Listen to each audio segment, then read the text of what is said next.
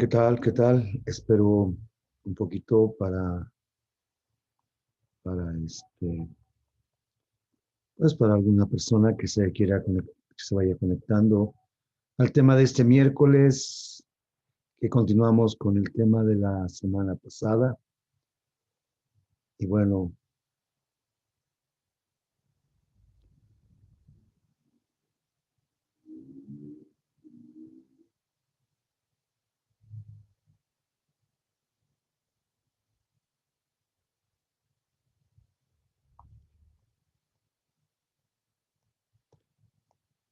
quiero saludar a todos en este miércoles. Soy el padre José Jorge García Arroyo de esta parroquia de San Antonio de Padua. Eh, Como cada miércoles, nos reunimos a través de nuestra página de Facebook para dar el tema de formación cristiana para nuestros laicos. Y bueno, pues ahora continuamos con el tema de la semana pasada y estamos en esta tarde pues tratando de empezar eh, a nuestra clase de formación. Entonces, nada más quiero pues que me unirme un poquito y tener aquí el contacto con ustedes a través de nuestra página. Y bueno, pues vamos a iniciar con nuestra curso de formación.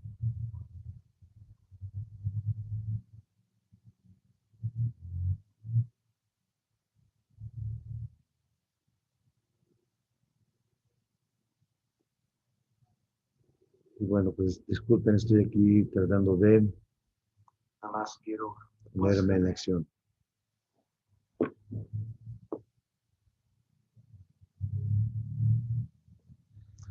Bien, ahora sí, vamos a iniciar con una oración. Voy a subirlo dentro de un momento a YouTube. Ahorita lo pasamos a través de Face. Pues iniciamos, hermanos, como cada miércoles, nuestra formación cristiana católica a través de estas pequeñas cápsulas que vamos preparando para ustedes. Y vamos a iniciar en nombre del Padre, del Hijo y del Espíritu Santo. Amén. Invocamos el don maravilloso del Espíritu Santo en esta, en este curso. Espíritu Santo, amor del Padre y del Hijo, inspírame siempre lo que debo pensar, lo que debo decir, lo que he de decir, lo que he de callar, lo que he de escribir, lo que he de hacer, cómo lo he de hacer, para obtener tu gloria, el bien de las almas y mi propia santificación. Buen Jesús, en ti he puesto toda mi confianza. Y a ti, Santísima Virgen María, Virgen del Adviento, pues estamos invocando también a ti que nos ayudes con tu intercesión maternal para poder hacer nuestra tarea de misioneros, discípulos y apóstoles. Alégrate María, llena eres de gracia, el Señor está contigo. Bendita eres entre todas las mujeres y bendito es el fruto de tu vientre Jesús. Santa María, Madre de Dios y Madre nuestra, ruega por nosotros pecadores, ahora y en la hora de nuestra muerte. Amén. Pues hermanos, estamos reunidos en el nombre del Padre, del Hijo y del Espíritu Santo. Amén. Pues, queridos hermanos, vamos a ver, eh, recuerden el tema contra Cristo, contra su iglesia, en este capítulo 3, segunda parte. Y vamos a ver algo muy interesante acerca de cómo pues, atacaron a nuestro Señor Jesucristo en su momento, cómo hoy también siguen atacando a nuestra iglesia católica. Y pues bueno, pues vamos a leer este texto bíblico tomado de el apóstol, del evangelista San Juan, que dice Yo soy el pan de vida. Vuestros antepasados comieron el maná en el desierto, murieron. Aquí tienen el pan que ha bajado del cielo para que lo coman y no mueran. Yo soy el pan vivo bajado del cielo. El que coma de este pan vivirá para siempre. El pan que yo les daré es mi carne y la daré para vida del mundo. Bien, vamos a recordar un poquito retroalimentación. La semana pasada, la primera parte, veíamos cómo todos los grupos religiosos, todos los grupos religiosos y políticos de aquel tiempo se unieron para luchar en contra de Jesús, hasta darle muerte. Lo mismo ha pasado a lo largo de la historia. Todas las fuerzas del mal siguen tratando de acabar con la iglesia que fundó nuestro Señor Jesucristo. Por eso, en esta segunda parte, continuamos conociendo esos ataques que sufre la iglesia que Cristo fundó desde sus inicios y a lo largo del tiempo de grupos políticos y otras ideologías religiosas. ¿Cuál es el objetivo de esta sesión? Pues es examinar las acusaciones que hacían los distintos grupos del tiempo de Jesús a él y a sus apóstoles, para entender los ataques de las organizaciones religiosas, culturales y políticas a la Iglesia Católica en este tiempo. Y al final, pues haré un pequeño comentario de lo que está pasando y sucediendo en nuestra sociedad actual, en el momento actual. Bien, entonces continuamos con lo de la vez pasada. Comer el cuerpo de Cristo. Dice el evangelista San Juan, ya lo leíamos una parte. Yo soy el pan de vida, tomado aquí del Evangelio de San Juan. Dice, yo soy el pan de vida. Vuestros antepasados, dice este verso 48 de este capítulo 6, dice,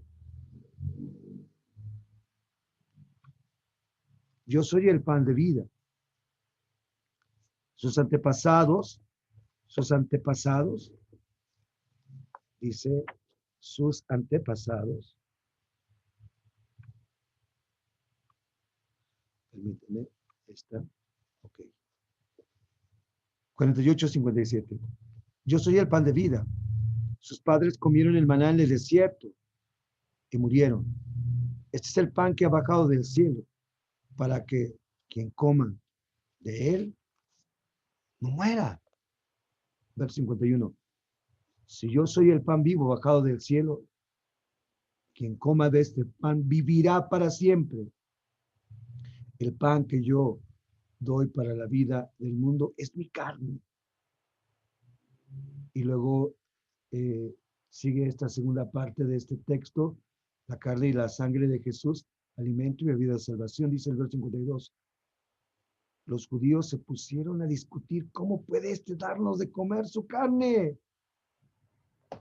Y les contestó Jesús, les aseguro que si no comen la carne del Hijo del Hombre, y no tendrán vida en ustedes. Quien come mi carne y bebe mi sangre, tiene vida eterna y yo lo restaré el último día.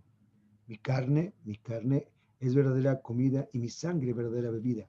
Versículo 56, quien come mi carne y bebe mi sangre, quien come mi carne y bebe mi sangre, habita en mí y yo en él. Verso 57. Como el Padre que me envió,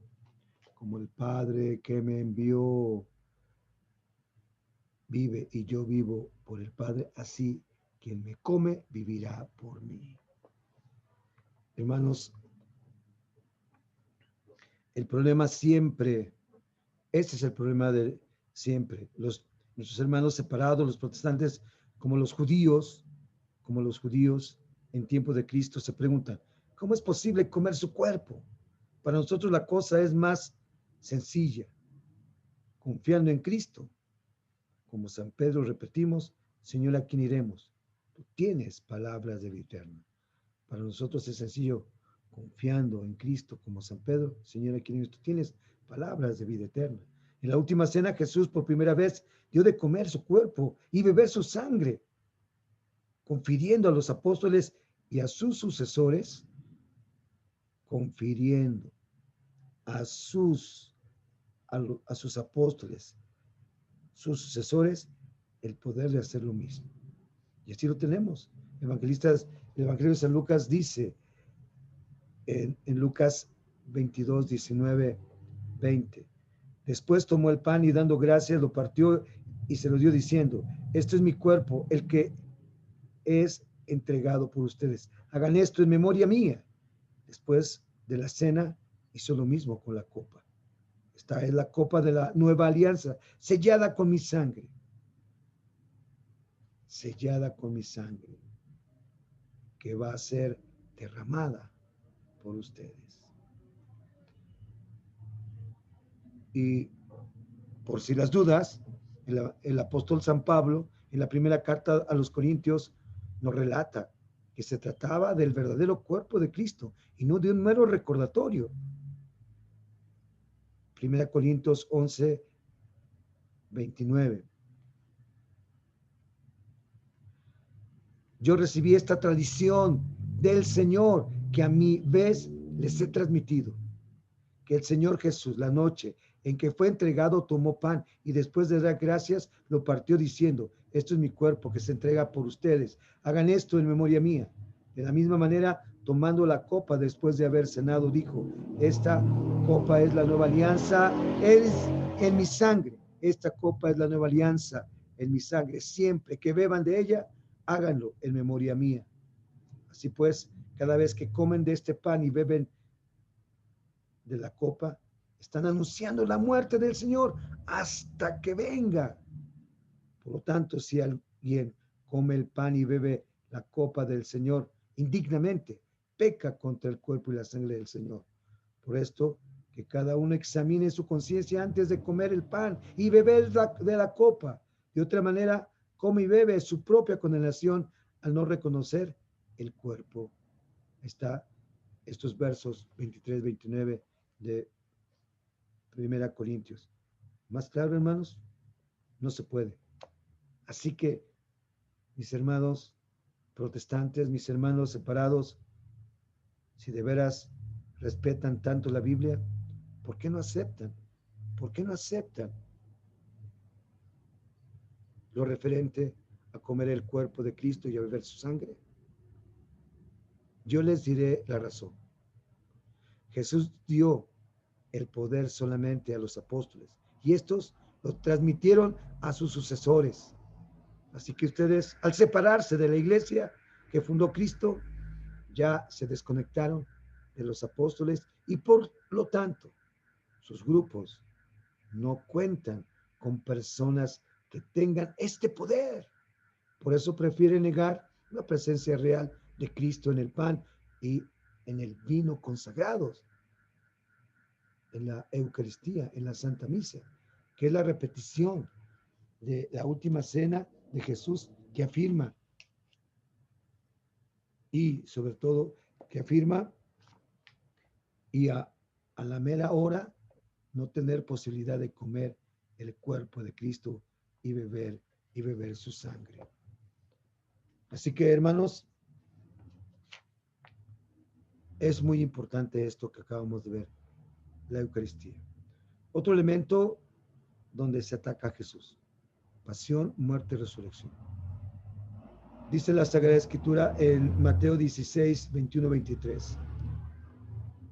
A partir de ese día, Jesucristo comenzó a explicar a sus discípulos que iba a ir a Jerusalén y que las autoridades judías, los sumos sacerdotes y los maestros de la ley lo iban a hacer sufrir mucho. Les dijo también que iba a ser condenado a muerte y que resucitaría al tercer día. Pedro, tomándolo aparte, se puso a reprenderlo diciéndole: Dios te libre, Señor. No pueden suceder esas cosas. Pero Jesús se volvió y le dijo: Detrás de mí, Satanás. Tú me harías tropezar. No piensas como Dios, sino como los hombres. Este es un texto bíblico muy fuerte, hermanos. ¿Cómo nos gustaría vivir en una iglesia respetada y en paz con todos? Es la manera de pensar de los hombres, mientras la manera de pensar de Dios es muy distinta. La verdadera iglesia, imitación de Jesús, tendrá que ser despreciada, perseguida y muerta en muchos de sus miembros. Pero al tercer día resucitará. Es decir, habrá sufrimiento, luchas, muertes, pero nunca se acabará. Dice el versículo 18 de Mateo 16, los poderes del infierno no prevalecerán contra ella. Los poderes del infierno no prevalecerán contra ella. Así que, ¿cómo nos gustaría vivir en una iglesia respetada, en paz con todos? Pero bueno, ahí estamos. ¿Cómo ven a Jesús? Lo ven como un agitador político. Dice San Juan capítulo 19, verso 12. Los judíos comenzaron a gritar, si lo dejas libre, no eres amigo del César, porque todo el que se proclama rey va contra el César. Es la misma acusación de los politiquillos, los intelectualoides y los pseudosantos de los cultos, disculpen, hermanos protestantes, siguen dirigiendo contra la Iglesia Católica, siguen dirigiendo contra la Iglesia Católica esta misma acusación. Según ellos, cualquier enseñanza o aclaración de la Iglesia que afecte los intereses de los poderosos es una intromisión indebida a la política. La Iglesia tendría que estar encerrada en los templos y en las sacristías. Los católicos tendrían que preocuparse exclusivamente de la salvación del alma. Leyes de Calles y desde Juárez, hermanos. La guerra cristera no fue algo que una rebeldía de gente ignorante. No, hermanos. Jamás. Hay que leer la historia. Siguiendo con esta imagen de agitador político de Cristo. Qué bueno que también a Jesús lo acusaron de meterse en la política. Y mira nomás, nuestros hermanos protestantes están de acuerdo con esta acusación. El Papa Juan Pablo II, ahora San Juan Pablo II, interviene para buscar la paz en Argentina y en Inglaterra. Hace algunos años ya pasaron. Sí, se está metiendo en política. El Papa interviene para buscar un arreglo en Centroamérica. Se está metiendo en política. ¿Por qué tiene que intervenir el Papa? Piensan, sobre todo algunos, que se siguen matando. No, hermanos, la religión es solamente para orar, ayunar, estudiar la Biblia y salvar la propia alma. Todo lo demás es mundo. No es cierto, hermanos. No es cierto. Hay dos comparaciones históricas que me llaman la atención. El cristianismo católico en la nueva España, que es el descubrimiento de América, y ¿cómo podemos llamar? Todo lo que sucede en Estados Unidos. ¿Qué hicieron con los indios, las tribus indias de Estados Unidos? Los mataron. En México, ahí están los historiadores. Por ahí hay un historiador que dice que mataron a mucha gente. No es cierto. Hay que leer. Hay que leer y ver las estadísticas. ¿Y qué hicieron nuestros misioneros en esta Nueva España? Defendieron la vida. Pero bueno, es otra cosa. Seguimos, hermanos. Entonces, si Jesús hubiera Si Jesús hubiera pensado así, seguramente en lugar de matarlo, le hubieran hecho un monumento.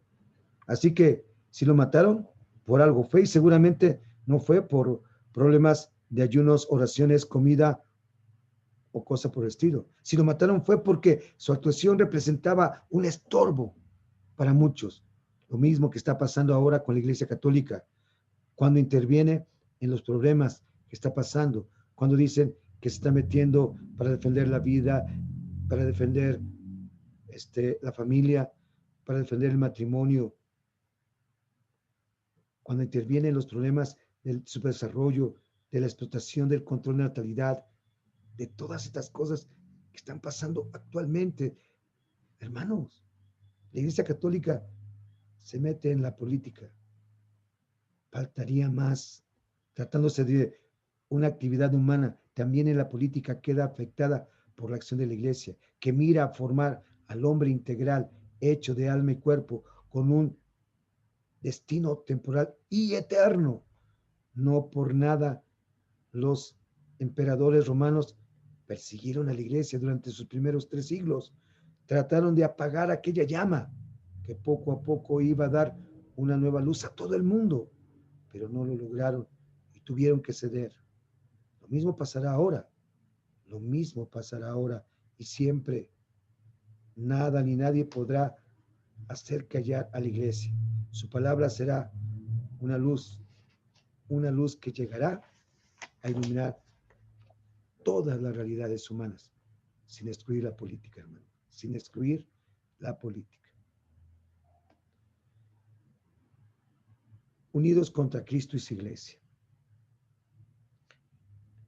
Es lo más sorprendente de todo, el odio contra Cristo, unir tendencias y grupos distintos. Tenemos muchas citas bíblicas, ahí están todas, ustedes las pueden leer, leeré rápidamente porque son muy interesantes algunas. Tomado Mateo 22, 15, 16. Los fariseos se reunieron y hicieron consejo para hacerle decir algo de que pudiera acusarlo. Por eso le enviaron discípulos suyos y algunos partidarios de Herodes. Mateo 22, 23. Ese mismo día vinieron a él algunos de los saduceos. Estos no creen en la resurrección de los muertos y por eso le propusieron este caso. Seguimos. Los fariseos, Mateo 22, 20, 34, 36. Los fariseos vieron cómo Jesús había dejado callados a los saduceos y se pusieron de acuerdo para juntarse con él. Uno de ellos, un maestro de la ley, trató de averiguar su parecer con esta pregunta: maestro, ¿cuál es el mandamiento más importante de la ley? Y Jesús le contestó. Siguiendo Mateo 26, 3, 4. Entonces los jefes de los sacerdotes y las autoridades judías se reunieron en el palacio del jefe de los sacerdotes, que se llamaba Caifás, y se pusieron de acuerdo para detener con astucia a Jesús y darle muerte. Los planes de estos pues siguen siendo estos planes. Los que tomaron preso a Jesús, dice Mateo 26, 57, lo llevaron a la casa de Caifás, jefe de los sacerdotes. Ahí se hallaban reunidos los maestros de la ley y las autoridades judías. Mateo 27, 41, 44. Los jefes de los sumos sacerdotes, los jefes de los judíos y los maestros de la ley le insultaron diciéndole: has salvado a otros y no puede salvarse a sí mismo. Si es el rey de Israel, que baje ahora de la cruz y creeremos tener, ha puesto su confianza en Dios. Si Dios lo ama, que lo libere, puesto que él mismo decía: soy hijo de Dios. Hasta los ladrones que estaban crucificados a su lado lo insultaban. Y seguimos. Mateo 27, 62, 66. Al día siguiente era el día después de la preparación de la Pascua. Los jefes de los sumos sacerdotes, los jefes de los sacerdotes y los fariseos se presentaron juntos ante Pilato para decirle: Señor, hemos acordado que este mentiroso dije que cuando todavía vivía, después de 3 días estaría, y ya después de muerto. Por eso manda que sea asegurado el sepulcro hasta el 3er día. No sea que vayan sus discípulos a robar el cuerpo y digan al pueblo: resucitó de entre los muertos. Este sería un engaño más perjudicial que el primero. Pilato le respondió: ahí tienen los soldados, vayan y tomen todas las precauciones que crean convenientes. Ellos pues fueron al sepulcro y lo aseguraron, sellando la piedra y poniendo centinelas. Y por último, Mateo 28, 11, 15. Algunos de los guardias fueron a cuidar a la ciudad, a contar a los jefes de los sacerdotes todo lo que había pasado. Ellos se reunieron con las autoridades judías y acordaron dar a los soldados una buena cantidad de dinero junto con esta orden. Digan que mientras dormían, vinieron de noche los discípulos y se robaron el cuerpo de Jesús. Si esto llega a oídos de Pilato, nosotros lo calmaremos y les enviaremos y les evitaremos molestias a ustedes. Los soldados recibieron el dinero y siguieron las instrucciones. Esta mentira corrió entre los judíos y dura hasta el día de hoy. Hermanos, en el odio todo se vale. La pregunta hipócrita que encierra una trampa, el soborno, la mentira, el asesinato. Pero Jesús resucitó de veras. Pero Jesús resucitó de veras para vergüenza de los enemigos y alegría de sus discípulos.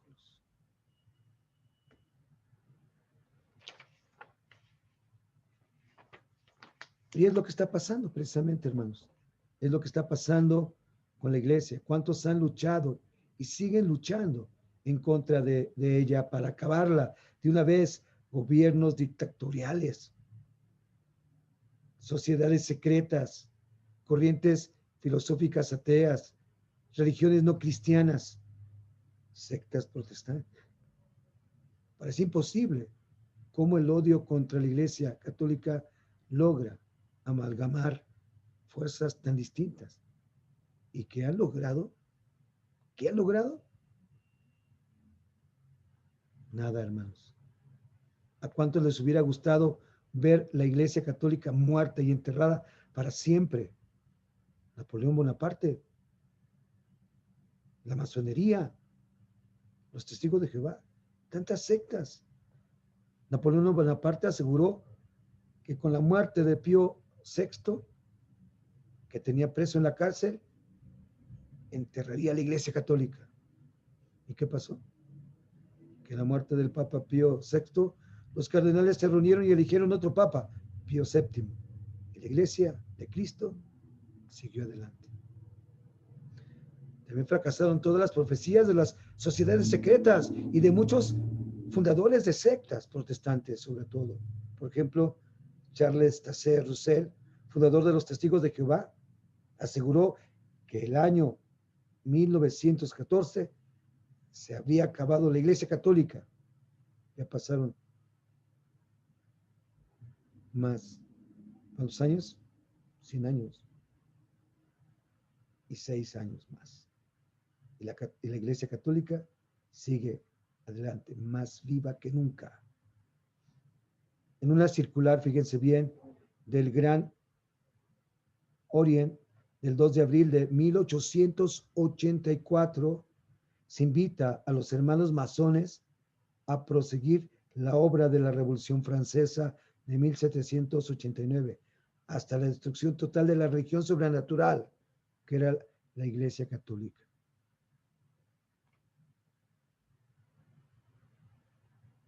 También el papado escribía el masón A. Pique en una carta del 28 de diciembre de 1886 al masón Timoteo Rivoli: ha sido durante más de 1000 años el verdugo de la humanidad contra este formidable poder, pues se impone la unión de todas las fuerzas de la masonería italiana.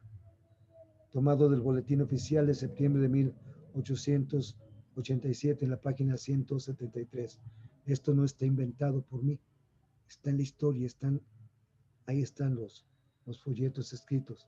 A principios del siglo, el diputado francés Massé así se expresaba: hemos de estar alerta y prestarnos mutua confianza si queremos terminar nuestra obra, no, que no es otra cosa, como saben, que la victoria sobre el clericalismo. La República ha de barrer de su seno las congregaciones religiosas. El sistema de los paliativos fue siempre peligroso. Hemos de matar al enemigo de un solo golpe. Runde de Grand Orient. Bueno, esos franceses, no, moronos, pero bueno, 1903. Y Ramón Martínez Saldulá, en su libro ¿Qué es la masonería?, en la página 121, lo pueden leer ustedes mismos, así expresaba la posición de la masonería frente a la Iglesia Católica. La masonería latina repudia la revelación y el dogma en cualquier forma. Esta diferencia sustantiva se opone fundamentalmente a la postura de la Iglesia. Hermanos, así que yo los invito, todos unidos, tenemos que hacer unidad, porque ellos quieren, dice este texto, todos unidos contra el enemigo común, la Iglesia Católica. Así lo dicen ellos, todos unidos. Bien, hermanos, bueno, con esto terminamos el capítulo 3, pero yo quiero comentar algo que sucedió hace unas semanas en España, si no mal me equivoco. Algo muy importante sucedió. ¿Qué sucedió en España? No, bueno, en Europa, no sé exactamente ahorita dónde, eh, pero hay una página de católica donde presenta precisamente un hashtag Fuego a los curas. Salió en Twitter. Si hubiera salido un hashtag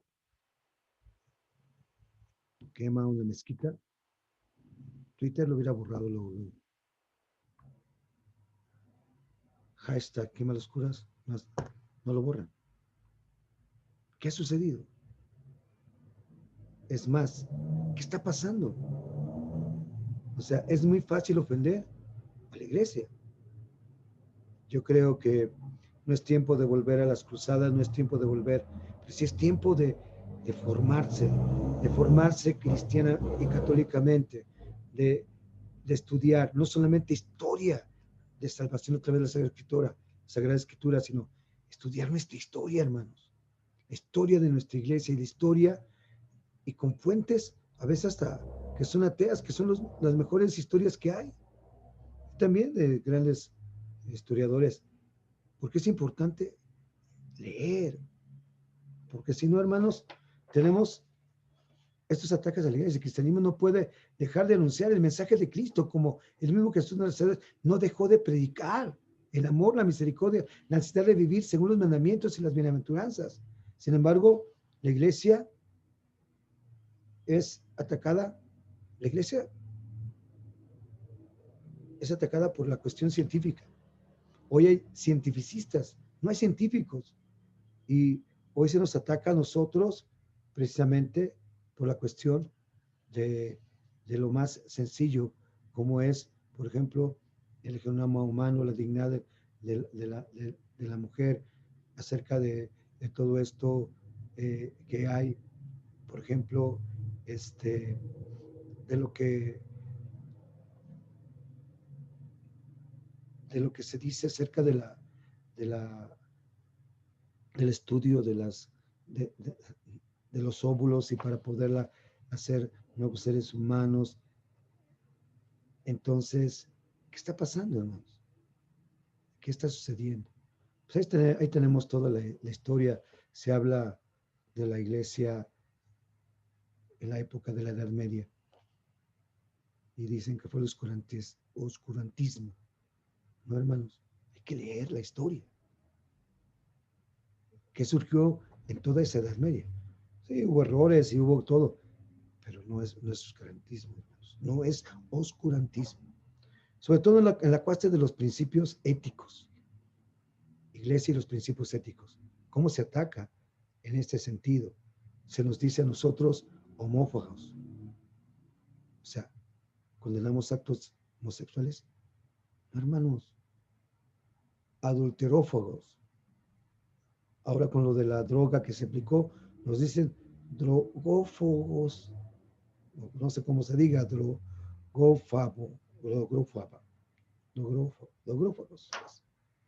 O sea, que estamos en contra de eso.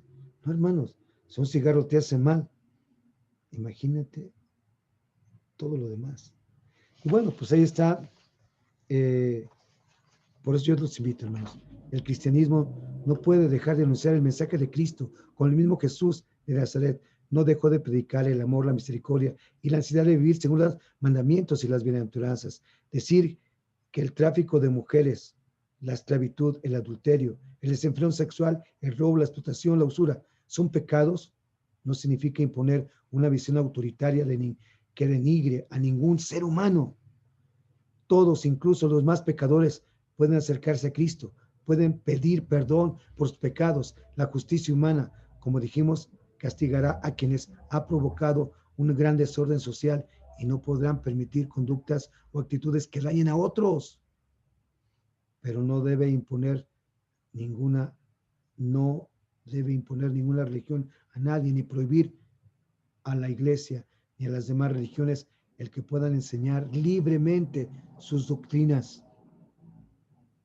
Perseguir, denigrar, destruir textos cristianos que hablan de ciertos pecados es algo que demuestra hasta qué nivel de intolerancia pueden llegar algunos que dicen defender la tolerancia y respeto a la diversidad. Quieren que seamos incluyentes y ellos son excluyentes, nos excluyen al común denominador. El lobby gay excluye al común denominador porque no todos tenemos esa preferencia sexual. Solo el respeto de las personas, aunque tengan convicciones diversas, solo el respeto a las personas, aunque tengan convicciones diversas, pueden construirse un mundo realmente justo. La iglesia seguirá luchando por esto, aunque muchos quieran quitar la voz, la persigan o la condenan a la extinción. La verdad no puede ser nunca encadenada, nos dice el apóstol Pablo a Timoteo. Timoteo 2, segunda carta de Timoteo 2:9. Así que, hermanos, ni en el nombre de una mala entendida investigación científica, ni en el nombre de un criterio de tolerancia vaciado de verdadero valor, la verdad será el mejor servicio al hombre. También cuando es un embrión pequeño y desamparado, y el mejor homenaje a su dignidad y a sus valores eternos. Por eso la iglesia tendrá siempre sus brazos abiertos para amar a todos, también a sus enemigos. Quizá algún día pueda acogerlos en casa y comer con ellos bajo la mirada de un Dios que sueña con ese banquete en el que todos los amemos como hermanos. Pues terminamos, hermanos. Ahí están los datos en el vídeo. Bueno, la reflexión. Hemos conocido todos los ataques que recibió Jesús cuando puso en evidencia la mala práctica de la ley e incomodó a los políticos de su tiempo. Ahora también mencionamos algunos políticos, líderes de algunos grupos que atacan a la Iglesia Católica al desacreditarla y destruirla. Sin embargo, gracias a que Jesús sigue dando poder a los que Él ha elegido, la Iglesia Católica sigue firme luchando por la salvación de todos, de todo hombre y todo en el hombre. ¿Alguna vez has dudado de tu iglesia? Responde, sí. ¿Por qué? No, ¿por qué? Si has dudado de tu iglesia, por todo lo que escuchas y oyes. ¿Sí? ¿Quieres comentármelo? Coméntamelo a través de la página y de el YouTube que voy a subir más al rato. Estas son unas preguntas que les pueden ayudar a ustedes y son las siguientes preguntas para contestar. ¿Por qué solo la Iglesia Católica celebra la Eucaristía? Acuérdense, ahí está 1 Corintios capítulo 11 de Pablo, lo que dice, lo que yo recibí, ¿no? En dónde y a quienes Jesús transfirió el poder de transformar el pan y vino en su cuerpo y en su sangre.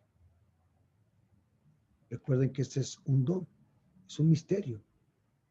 Por eso dice, el que come mi cuerpo y mi sangre tiene vida eterna. O como dicen los santos, ¿no? Los pensadores antiguos, dicen, la Eucaristía es un pedazo del cielo y la tierra.